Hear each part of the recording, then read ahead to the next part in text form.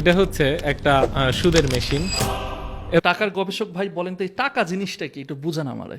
এটা হচ্ছে একটা সুদের মেশিন এবং এটার মালিক আপনি নিজেও না, এটার মালিক অন্য কেউ, আপনি কেবল হাতে ধরে বসে আছেন।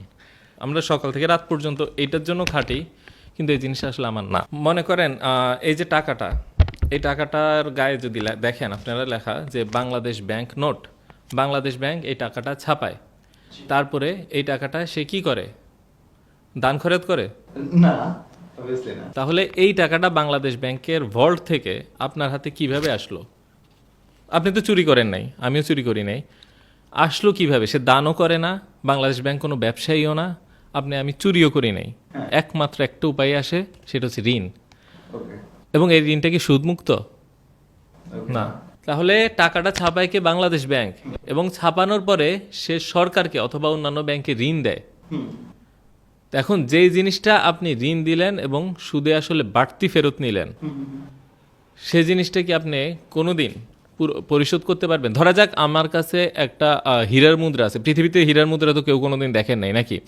এখন আমি 1000 হীরার মুদ্রা আপনাদেরকে ঋণ দিব, 100 জন ব্যক্তিকে, 1000 জন ব্যক্তিকে আমি ঋণ দিব।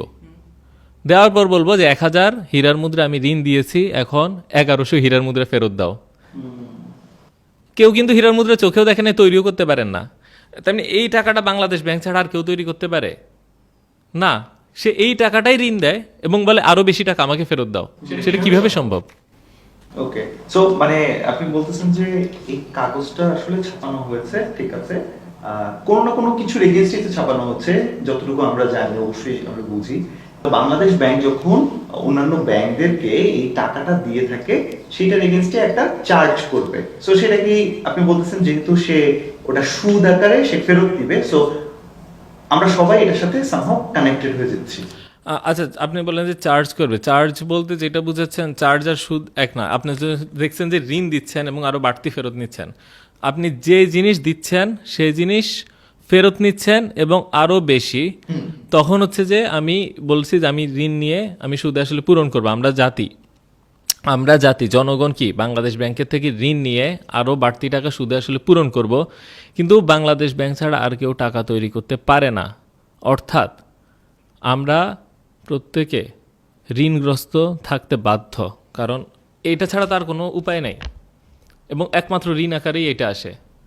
তো একটু আগে যে হীরার মুদ্রার উদাহরণ দিলাম, আমি যদি আপনাদেরকে 1000 হীরার মুদ্রা ঋণ দেই এবং ওইটা দিয়ে আপনারা যত প্রকার লেনদেন করেন, এবং আমি যদি বলি আবার আমার ঋণ পরিশোধ করো, তাহলে বাজারে কোনো টাকাই থাকবে না। জি, ঠিক বলেছেন। তাহলে বাংলাদেশ ব্যাংকের এই সবগুলো নোট আসে ঋণ আকারে, হয় সরকারকে ঋণ দিছে অথবা কমার্শিয়াল ব্যাংকে ঋণ দিছে। তাহলে বাংলাদেশ ব্যাংক যদি একদিন বলে আচ্ছা এখন আমার ঋণ পরিশোধ করো, অনেক হয়েছে। আধুনিক অর্থমুদ্রা ব্যবস্থায় প্রতিটা টাকাই ঋণ, এবং ঋণ নাই মানে কোনো টাকা নাই। একটা জাতির প্রতিটা ব্যক্তি এবং প্রতিষ্ঠান যদি ঋণমুক্ত হতে চায়, দেশে একটা টাকাও থাকবে না। এটাই আমাদের মুদ্রা ব্যবস্থা।